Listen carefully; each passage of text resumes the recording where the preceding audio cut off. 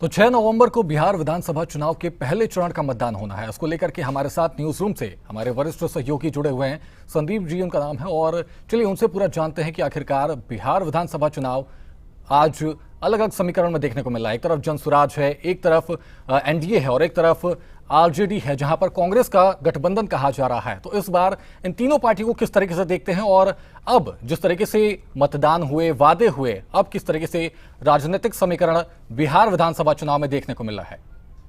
बिल्कुल दुरुस्त कहा शुभम आपने। और आपको बता दें कि बिहार का चुनाव जो हम प्रिंट और सोशल मीडिया पर हम और टीवी पर जो हम देख रहे हैं, इससे बिल्कुल इतर होने वाला है। इस बात का तो पूरा यकीन रखना पड़ेगा, क्योंकि आने वाले समय में जैसा कि कल 6 तारीख को पहले चरण का मतदान होना है और इसके बाद दूसरे चरण का मतदान 11 तारीख को होना है और 14 तारीख को जो भी परिणाम होगा वो सामने आ जाएगा। लेकिन बड़ा दिलचस्प है इस बार चुनावी समर बिहार का। उसके पीछे के बहुत सारे कारण हैं। एक तरफ बीजेपी जहां एक बार फिर से जंगलराज को बड़ा मुद्दा बनाती हुई नजर आई, जमीन पर लोगों के दिलो दिमाग में, उनके जहन में इस बात को डालने की भरपूर कोशिश की कि जंगलराज जब था 2005 से पहले 1995 से 2005 तक तो बिहार का स्वरूप कैसा बिगड़ा हुआ था। वहीं दूसरी तरफ अगर महागठबंधन की बात करें तो महागठबंधन भी लगातार दावे और वादे कर रहा है। और आप देखिए एक जो सबसे बड़ी चीज, अब महागठबंधन के जो सबसे प्रमुख चेहरे हैं वो है तेजस्वी यादव। लेकिन तेजस्वी यादव के कहीं पर भी पोस्टर में, बैनर में, उनके चुनाव प्रचार में जो आरजेडी की, राष्ट्रीय जनता दल की जो राष्ट्रीय अध्यक्ष हैं लालू प्रसाद यादव, उनकी शकल आपको पूरे चुनाव के दौरान नदारद दिखी।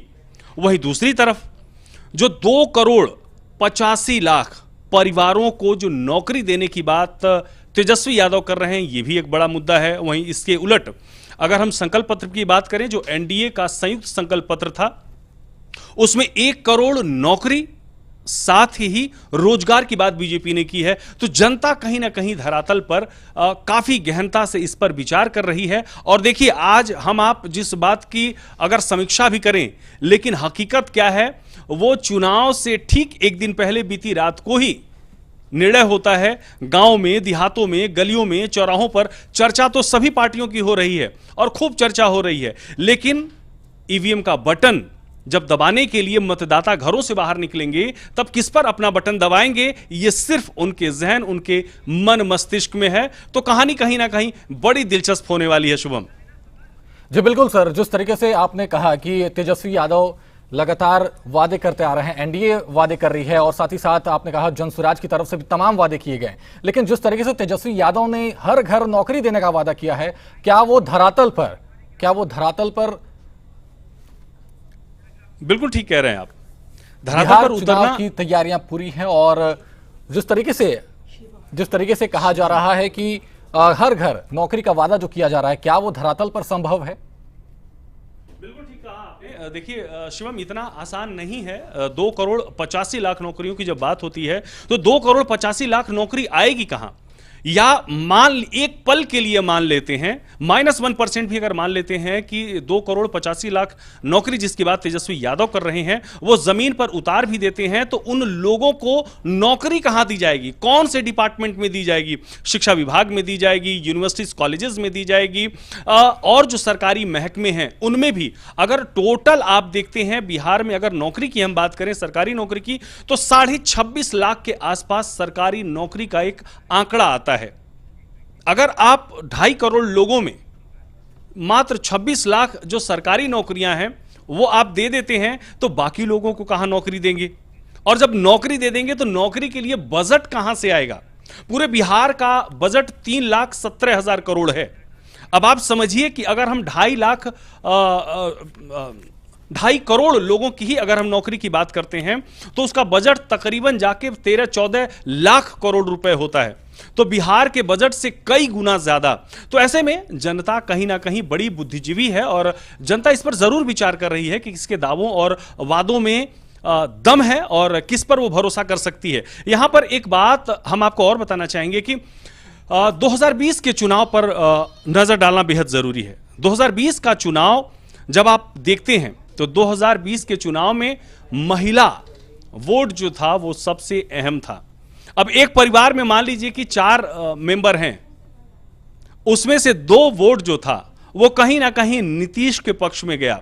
तो महिलाओं के लिए जो नीतीश सरकार ने बीते 15-20 सालों में जो नीतीश कुमार की जो कार्यशैली रही है, कार्य करने का जो तरीका रहा है, वो कहीं ना कहीं महिलाओं को प्रभावित करता रहा है। और एक यहाँ पर एक बात और नहीं भूलनी चाहिए, जो चुनाव से ठीक 2 महीने 4 महीने पहले जो एनडीए गठबंधन ने जो 10,000 रुपए महिलाओं को, करीब 1 करोड़ महिलाओं को जो खाते में जो सरकार ने दिया है, वो कहीं ना कहीं बहुत बड़ा गेम चेंजर साबित होने वाला है इस बार के विधानसभा चुनाव में। वहीं अगली बात, जी बताएं। जी बिल्कुल, आपने जिस तरीके से बताया कि वोटरों पर असर पड़ेगा, लेकिन एक तरफ जो एक सीट है काफी ज्यादा हॉटस्पॉट बनी हुई है, मोकामा विधानसभा सीट, वहां पर जिस तरीके से देखा गया कि अनंत सिंह, उनकी गिरफ्तारी हो चुकी है दुलार चंद यादव की हत्या के आरोप में, और दूसरी तरफ वोटरों पे कितना असर पड़ेगा, क्योंकि वो जो विधानसभा सीट है तब तक उतनी महत्वपूर्ण नहीं बनी जब तक इस तरह के मामले नहीं दिखने आए। लेकिन अब अगर बात की जाए तो हत्या के बाद वहां पर उन पर आरोप लगे हुए हैं, हत्या के आरोप, इस पर एनडीए पर कितना असर पड़ेगा और वोटर्स पे कितना असर पड़ेगा? बिल्कुल ठीक है आपने, मोकामा की सीट पर पूरे प्रदेश की नहीं पूरे देश की नजर है। और जब से दुलार चंद यादव की हत्या हो गई है, इसके बाद तो कहीं ना कहीं वो सीट बिल्कुल गर्मा गई है, वहां की राजनीति, वहां की सियासत जो है। लेकिन आपको एक बात समझना पड़ेगा, जो अनंत सिंह पर जो सीधे तौर पर आरोप लगा है, सीधे तौर पर जो एफआईआर हुआ है, उसमें वो कितना शामिल थे।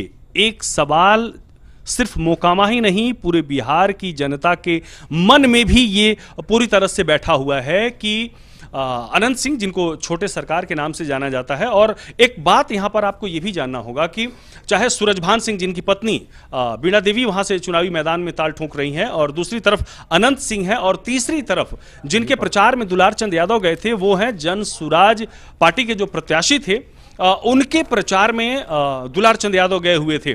तो आपस में टकराव हुआ और वहां पर जो ये दुर्भाग्यपूर्ण दुर्घटना हुई। लेकिन तीनों के नाम कहीं ना कहीं इनका जो टाइटल इनके नाम के साथ जो जुड़ता है वो होता है बाहुबली का। तो कहीं ना कहीं उस पूरे क्षेत्र की अगर हम आप बात करते हैं तो वहां पर अनंत सिंह का प्रभाव देखने को मिल रहा है, और कहीं ना कहीं उसमें जो जिस प्रकार से उनकी गिरफ्तारी हुई है, तो ये कहीं ना कहीं ऐसा लग रहा है जमीन पर कि उनको सहानुभूति वोट भी उनको मिल जाएगा। तो कहीं ना कहीं लड़ाई बेहद दिलचस्प है, किसी का भी मूल्यांकन कर पाना फिलहाल मुश्किल है, लेकिन उस सीट पर सबकी नजर बनी हुई है। जी सर, बिल्कुल, बहुत बहुत धन्यवाद आपका जुड़ने के लिए हमारे साथ।